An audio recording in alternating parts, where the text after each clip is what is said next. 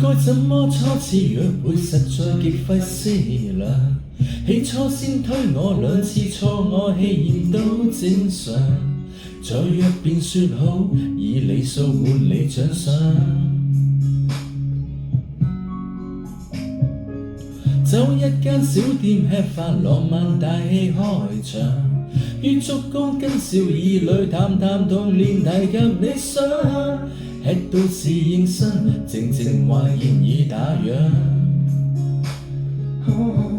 飯後未倦嗎？跟我逛逛再送你歸家，我可以為你關起手機信靈魂對話。